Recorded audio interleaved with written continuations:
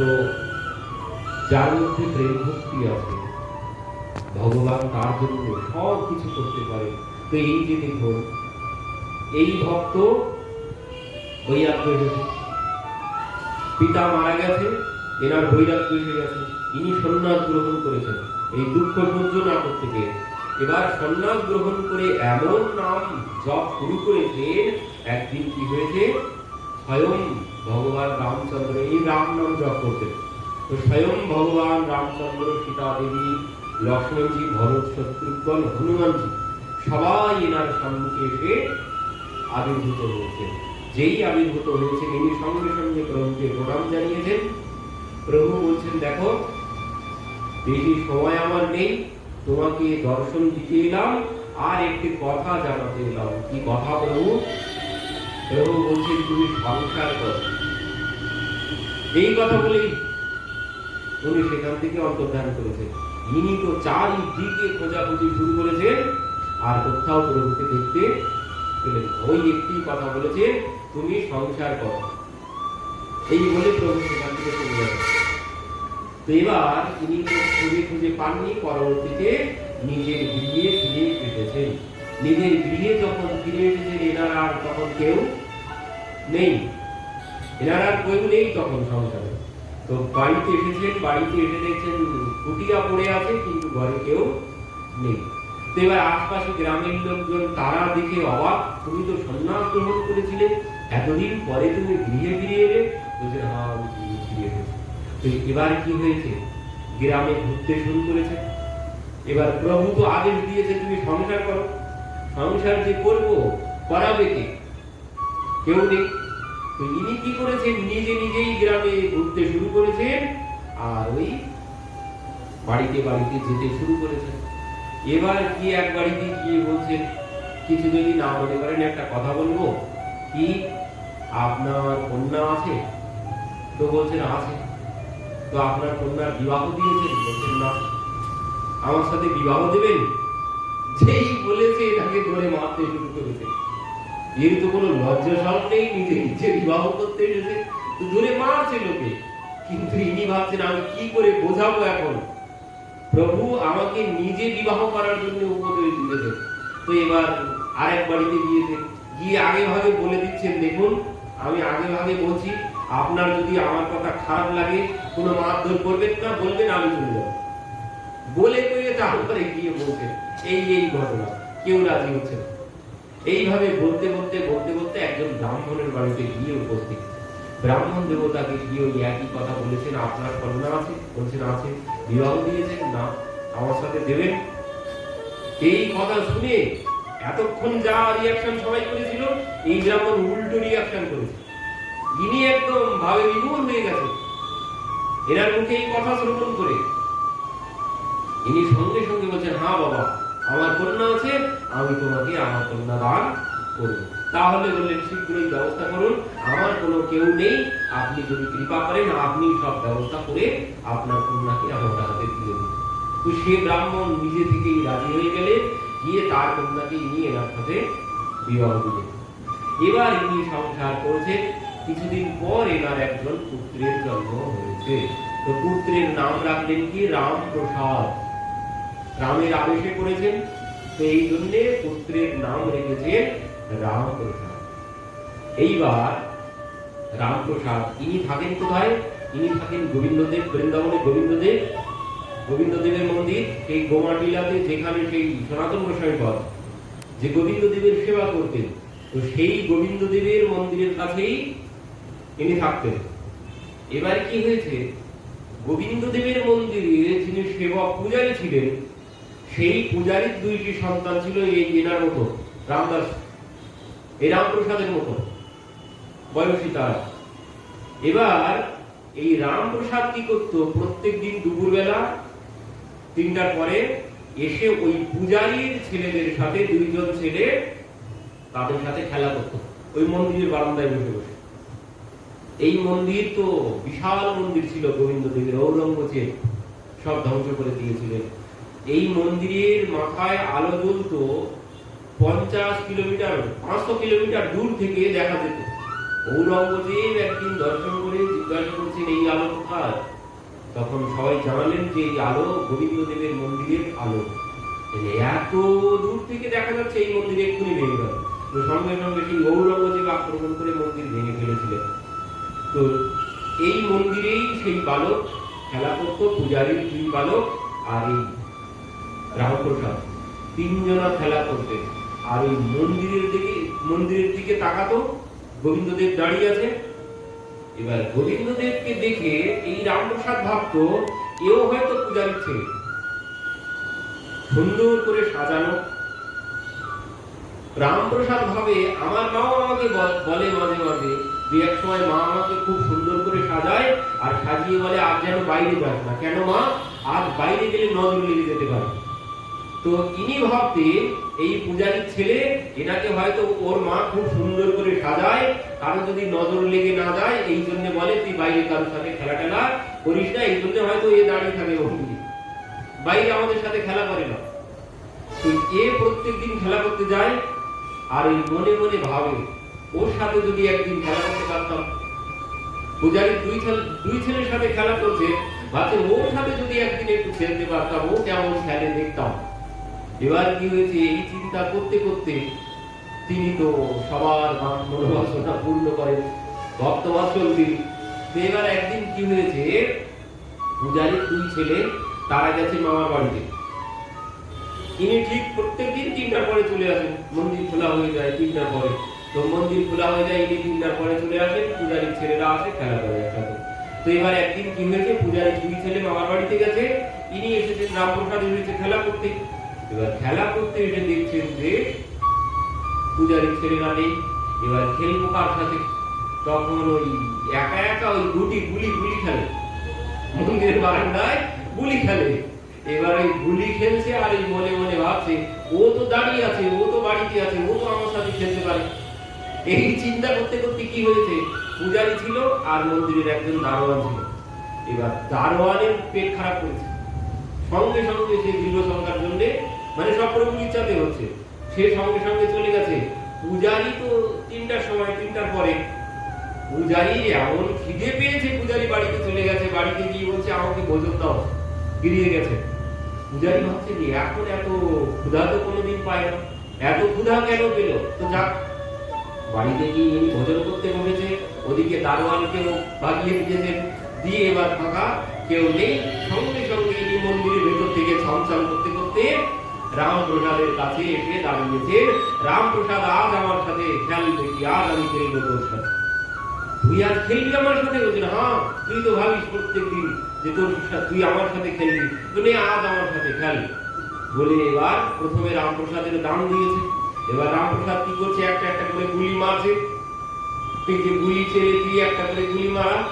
এবার রামপ্রসাদের পরে যখন ঠাকুরজির পালা পড়েছে গোবিন্দদেব, এবার ঠাকুরজি কি করছেন, এক গুটিতে 10টা গুটি মারছেন একসাথে।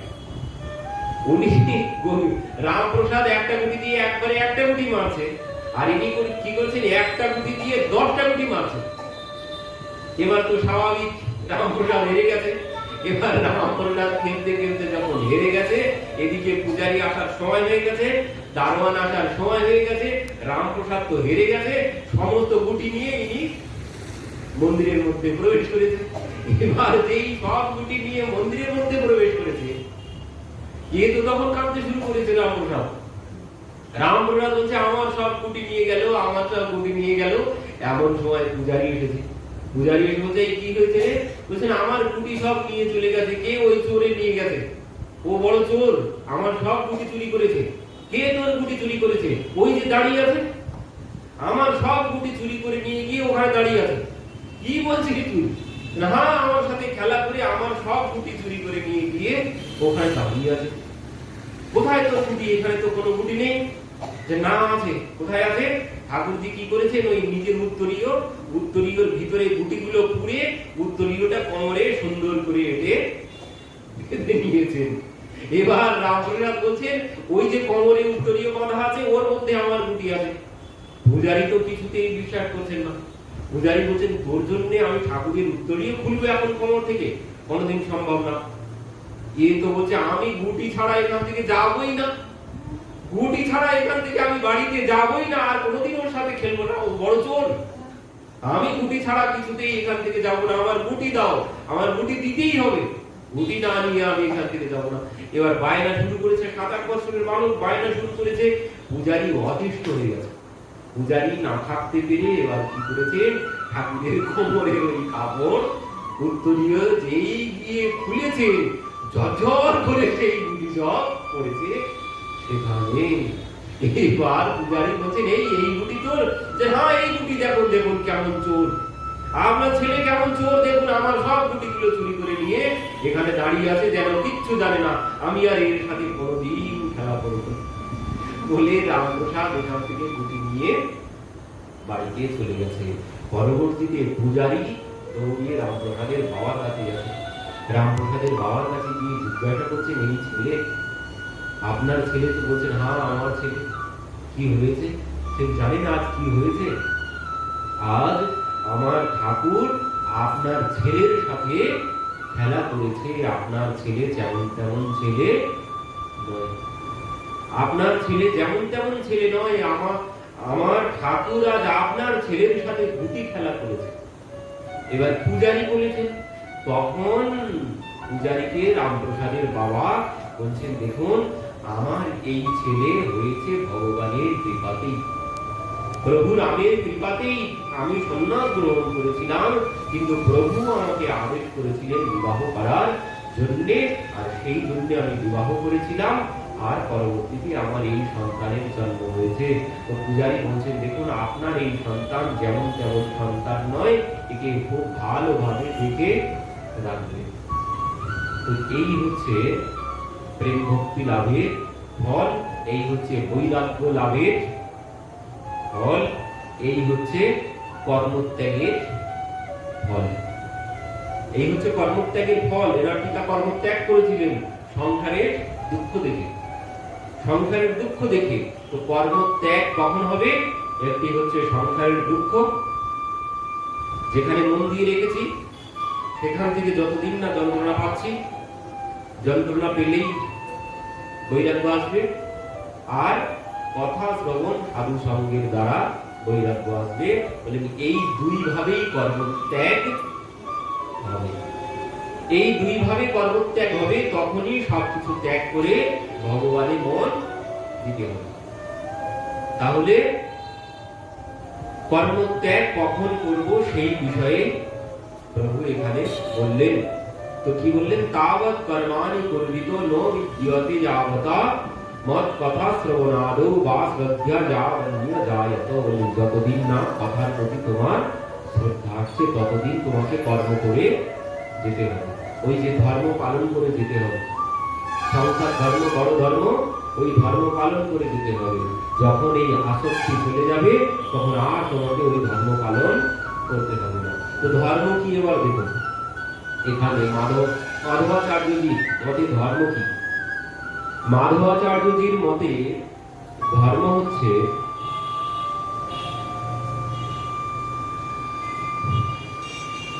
ভজনম দশবিধম বাচা সত্যম হিতম প্রিয়ম সাধ্যায় কায়েন দানম পরিত্রাণম পরিদর্শনম মনসা দয়া স্পৃহা শ্রদ্ধা চেতি অত্রৈক্যম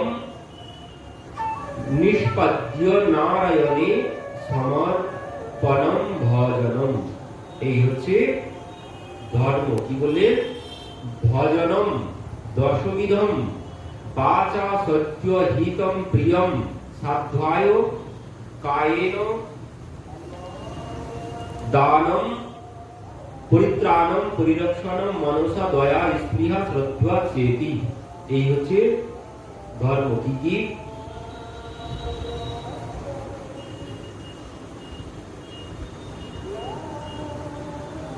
দশবিধ ধর্ম।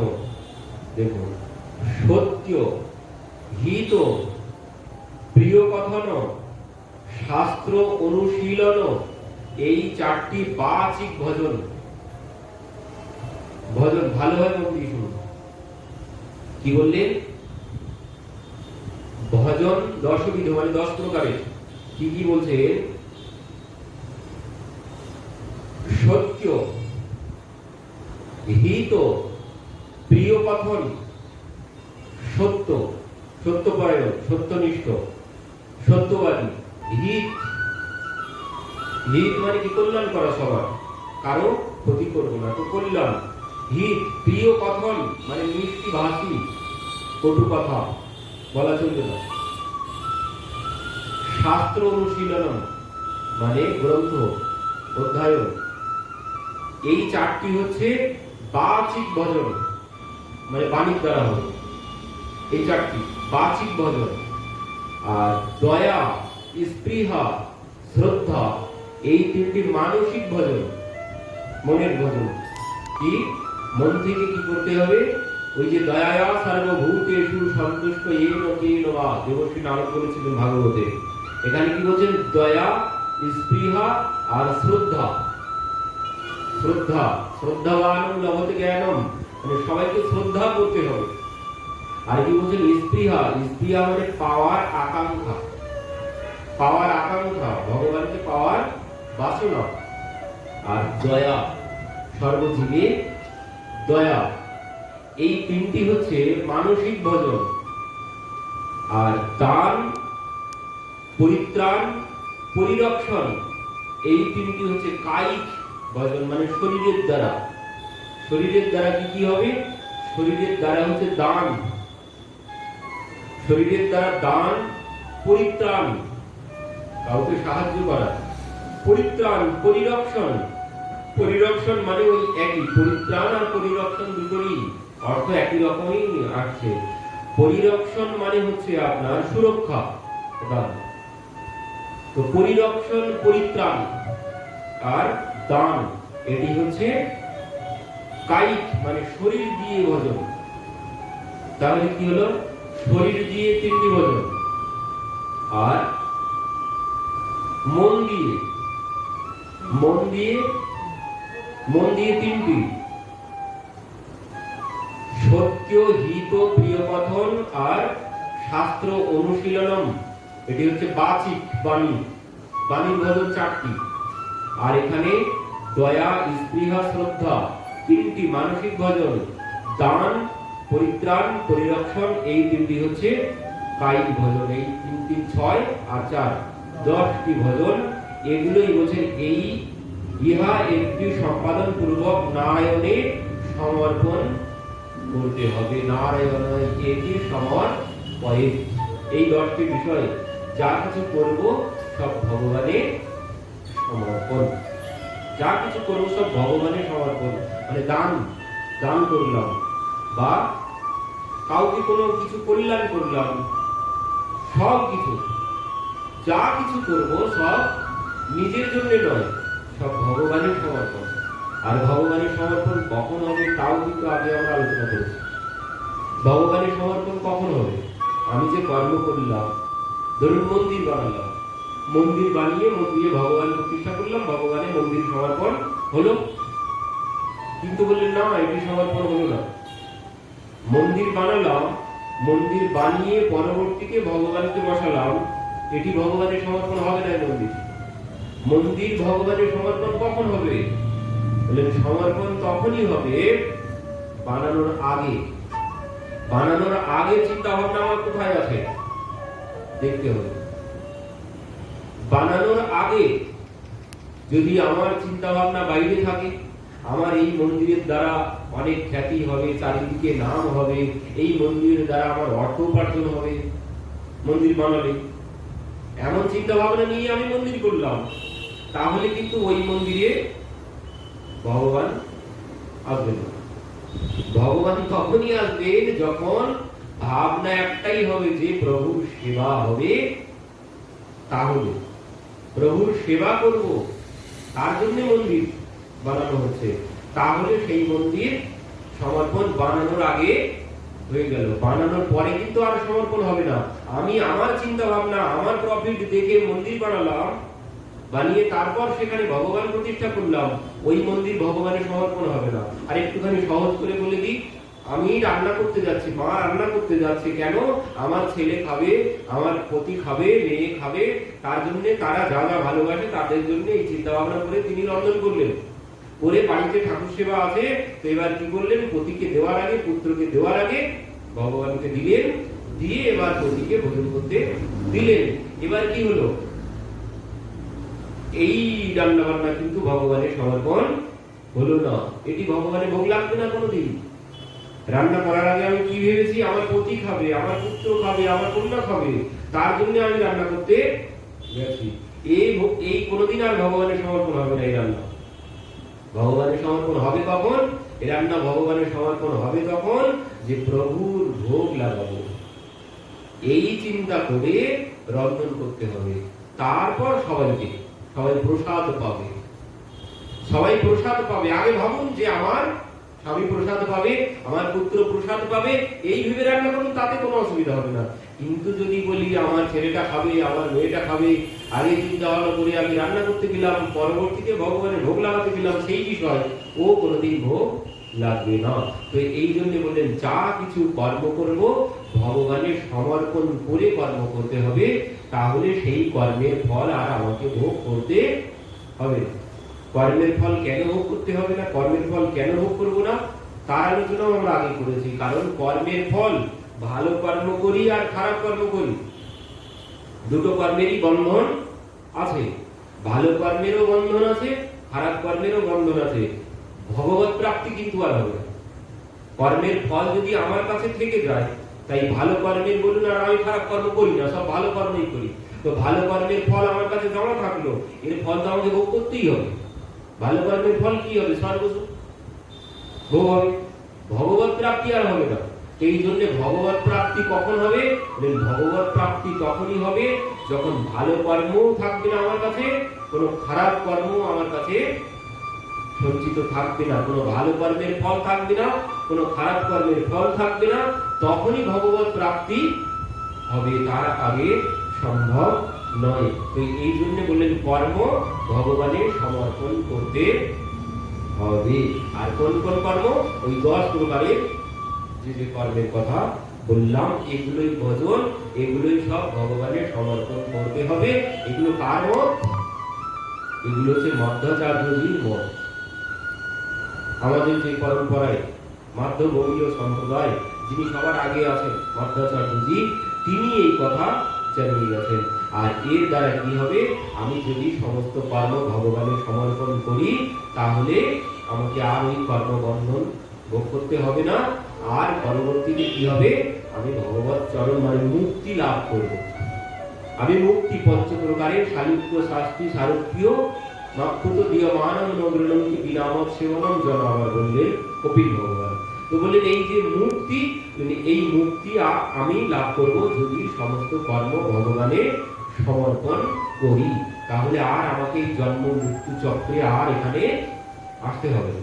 এই জন্ম মৃত্যু চক্রে আর আমাকে ঘুরে বেড়াতে হবে না। যদি আমি আমার কর্ম ভগবানে সমর্পণ করে দিতে পারি, তার কোনো ফল আমাকে আর ভোগ করতে হবে না।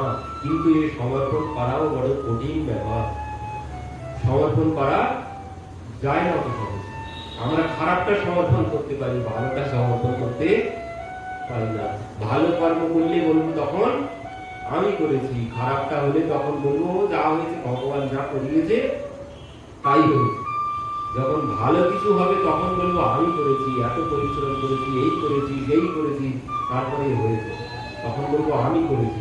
এই যদি বলি আমি করেছি, সঙ্গে সঙ্গে ওই কর্মের ফল আমাকে ভোগ করতে হবে, ভালোই হোক।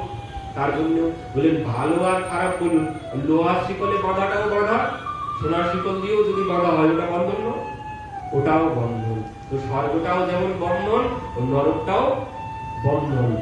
এই জন্য একজন ভক্ত তার সদা সর্বক্ষণ সচেতন থাকতে হবে, কর্ম সব ভগবানে অর্পণ করতে হবে। ওই মনের দ্বারা যাই করব, আর শরীরের দ্বারা যাই করব, আর বাণীর দ্বারা কায় মনোবাক্য মানে শরীরের দ্বারা যা হবে, বাণীর দ্বারা যা কিছু করব, আর মনের দ্বারা যা কিছু করব, নায় অনায় এটি সমর্পণে সব ভগবানের চরণে সমর্পণ করে দিতে হবে। দিলে আর আমাকে কর্মফল ভোগ করতে হবে না। মহাপ্রভু এই কথাই বোঝালেন তাদেরকে। এখানে পরবর্তীতে বলছে কর্ম মুক্তি দুই বস্তু ত্যাজি ভক্তগণ, সন্ন্যাসী দেখিয়া আমার করো বঞ্চন। কর্ম আর মুক্তি। এবার মহাপ্রভু বলছেন দেখো, মানে এতক্ষণ যা শ্রবণ করলাম মাধ্যাচার্যজির মতামত, মহাপ্রভু এবার বলছেন দেখো, কর্ম আর মুক্তি দুই বস্তু ত্যাগে ভক্ত গণ।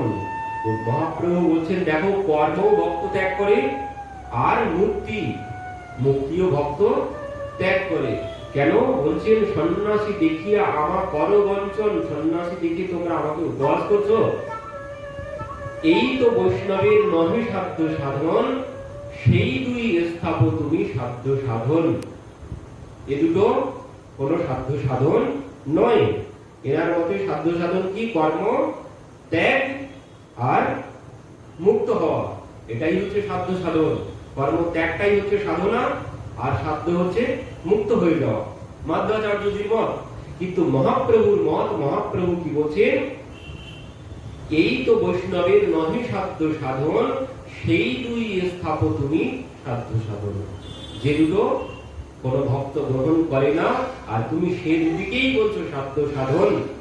শুনি তত্ত্বাচার্য হইলা অন্তরে লজ্জিতা, প্রভুর বৈষ্ণবতা দেখি হইল বিস্মিত।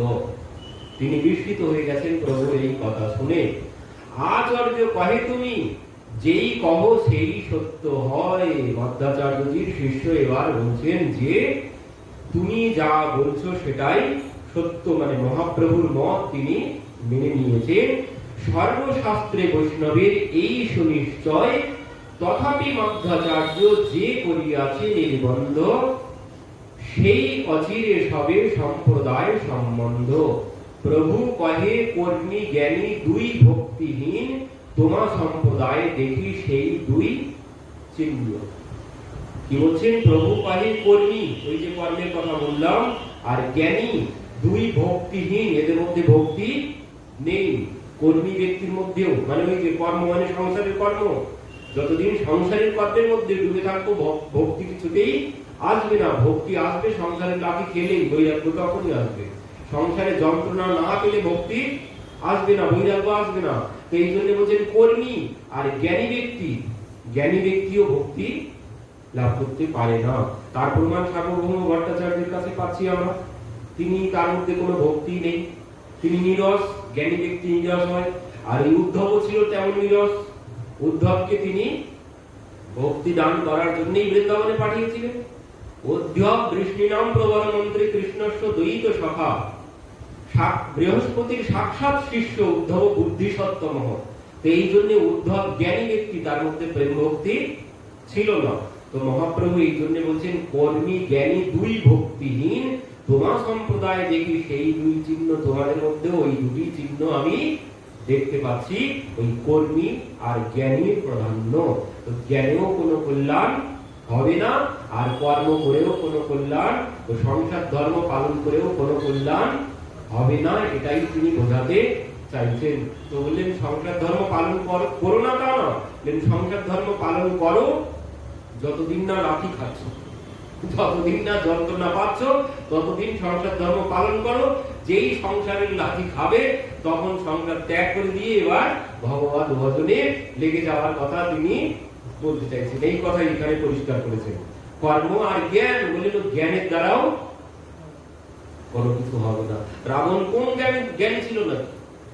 তিনি শুধুমাত্র চোখ বুলিয়ে যেতেন, পৃষ্ঠা উল্টাতেন আর শুধু চোখ বুলিয়ে যেতেন, সব মুখস্থ কণ্ঠস্থ, একবার করে চোখ বুলিয়ে যেতেন। যে গ্রন্থ একবার করে চোখ বুলিয়ে যাবেন সব মুখস্থ, তার আদ্যপান্ত কণ্ঠস্থ হয়ে যেত একবারে। তার কি পরিণাম হলো?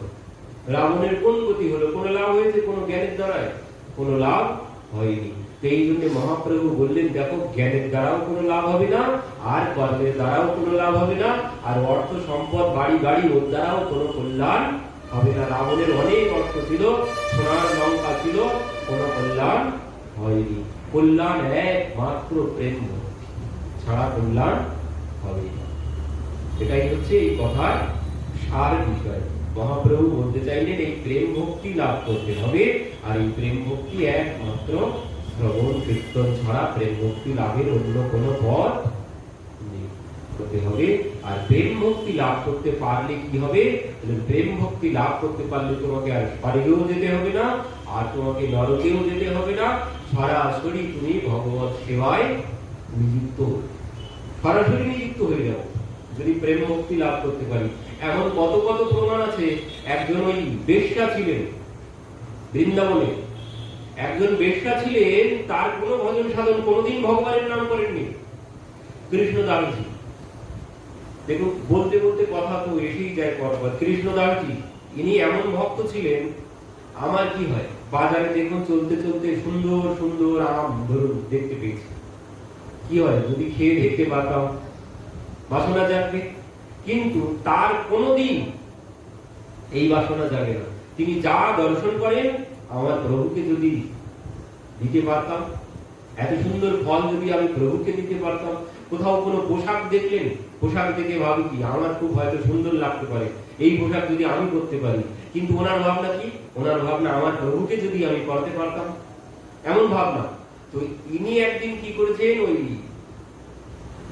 আগ্রাতে চলতে চলতে পথে যেতে যেতে সুন্দর গান শুনতে পেয়েছেন মহিলা কণ্ঠে, এত মধুর কণ্ঠ। তিনি সেই গীত শ্রবণ করে দাঁড়িয়ে গেছেন। দাঁড়িয়ে গিয়ে তিনি ভাবছেন, এমন গীত যদি আমার প্রভু শুনতে পেত, এমন গীত যদি আমার প্রভু শুনতে পেত। তো তিনি কি করেছেন, আস্তে আস্তে আস্তে আস্তে সেই কোথা থেকে আসছে শব্দ শুনে সেখানে গিয়ে প্রবেশ করেছেন। সেখানে গিয়ে যখন প্রবেশ করেছেন, সেখানে তো চারিদিকে লোকজন সব বসে আছে, ইনিও দাঁড়িয়ে আছেন। গান শেষ হলো, গান শেষ হওয়ার পরে ইনি কি করেছেন, সবাই তো অর্থ দিচ্ছে তাকে, দিয়ে সবাই চলে এসেছে। এবারে ইনি তার কাছে গেছে, গিয়ে বলছেন, মা তুমি যে এত সুন্দর গান গাইলে, আমার তো অতি সুন্দর লেগেছে। তো যদি তুমি তোমার এই গান আমার শেঠজিকে শোনাতে, আমার মালিককে যদি তুমি এই গান, তোমার এই গান শোনাতে। তো তিনি বলছেন, দেখুন আমার কিন্তু পারিশ্রমিক একটু বেশি, আমি সামান্য অর্থে কিন্তু কোথাও যাই না। আর যেই বলেছেন, ইনি কি করেছেন, সঙ্গে সঙ্গে একটা 100 টাকার নোট বের করে ওনার হাতে দিয়েছেন। আর তখনকার দিনে এখান থেকে 600-700 বছর আগে 100 টাকার নোট মানে কোটি টাকার সমান। ইনি দেখে ভাবছেন, হাই সর্বনাশ, 100 টাকা, আমাকে তো সবাই 10 টাকার বেশি কেউ দেয় না। 10 টাকা মানে বিশাল ব্যাপার তখনকার দিনে। তো আমাকে তো কেউ 10 টাকার বেশি দেয় না, 100 টাকা। ইনি বলছেন, আপনি চলুন আমার শেঠজিকে, আমার প্রভুকে আপনি এই গান শোনাবেন। আমি তো আপনাকে 100 টাকা দিলাম, আপনি যদি আমার প্রভুর মন জয় করতে পারেন, আপনাকে যে কত সম্পদ দেবে তার কোনো ঠিক ঠিকানা নেই। তো ইনি ভাবছেন, প্রভুর দাস এসে 100 টাকা দিয়েছে, আর মালিকের কাছে গেলে তাহলে কত পাবো তার তো কোনো ঠিক ঠিকানা নেই। তো ইনি তো খুব সুন্দর করে সেজে গুজে এসেছেন। এবার যখন এসেছেন, এসে ইনি কি করেছেন, গোবিন্দ দেবের মন্দিরে ওই যে শ্রীনাথজির মন্দির, শ্রীনাথজির মন্দিরে এনাকে এনেছেন। শ্রীনাথজির মন্দিরে এনে মন্দিরের সম্মুখে দাঁড় করিয়েছেন। পরবর্তীতে মন্দির যখন খোলা হয়েছে, এবার ইনি তাকে বলছেন, দেখুন ইনি আমার মালিক, আপনি যদি এনাকে গান শুনিয়ে মন ভরাতে পারেন, আপনার আর কোনো কিছুর অভাব থাকবে না। তখন ইনি তো স্বাভাবিক, ইনি বলছেন, আমি কি করে গান শোনাবো এনাকে, আমি তো পারবো না। কেন পারবে না? যে না, আমি তো নষ্ট হয়ে গেছি, আমার শরীর অপবিত্র হয়ে গেছে, আমার ভগবানের সম্মুখে এলেই নিজের পাপ জেগে উঠবে। তো এনার সমস্ত পাপ জেগে উঠেছে, ইনি বলছেন আমি তো পারবো না। ইনি বলেই ফেলছেন, দেখুন আমি সারা জীবন পাপ কর্ম করেছি, আমি অপবিত্র হয়ে গেছি, আর এই শরীর দিয়ে ভগবানের সেবা আমার দ্বারা সম্ভব নয়। পরবর্তীতে কৃষ্ণদাসজি সেখানে গাইতে শুরু করেছেন, আর ইনি নাচতে শুরু করেছেন। কি হলো, পরবর্তীতে কৃষ্ণদাসজি এনাকে বলছেন, দেখুন ও শরীর অপবিত্র হয়ে যাক, শরীর অপবিত্র হয়ে যাক, আত্মা সে তো অপবিত্র হয় না কোনোদিন, আত্মা তো অপবিত্র হয় না কোনোদিন, তাকে কোনোদিন অপবিত্র করা যাবে না। তো সেই আত্মা দিয়ে আমার প্রভুর সেবা করুন। এই কথা যেই বলেছেন, তিনি নিজেই গাইতে নাচতে শুরু করেছেন। নাচতে নাচতে কি হলো, ওইখানে নাচতে নাচতে তিনি শরীর ত্যাগ করলেন, ত্যাগ করে ভগবানের সাথে লীন হয়ে গেলেন। ভক্তবৎসল ভগবান কি জয়। তো এই হচ্ছে প্রেম ভক্তি লাভের ফল। তিনি কোনো ভজন সাধন কোনো কিছু করেন না। কোনো ভজন সাধনে না নেই, কিন্তু ওই যে কথা বিশ্বাস করে নিয়েছে, প্রভুর সম্মুখে এসে ওই যে সাধু সঙ্গ হয়েছে, সাধু সঙ্গ